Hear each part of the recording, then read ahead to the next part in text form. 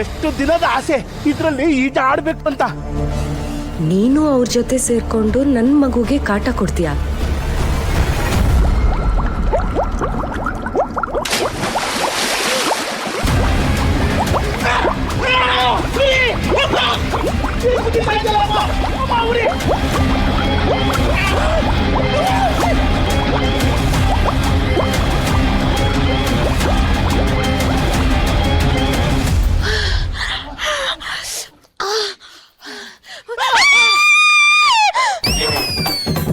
ನೀವೇನ್ ಮೇಡಮ್ ಇಷ್ಟೊತ್ನಲ್ಲಿ ಇಲ್ಲಿ? ನೀನೇನೆ ಇಲ್ಲಿ ಒಳ್ಳೆ ದೇವತ್ತರ ಓಡಾಡ್ಕೊಂಡು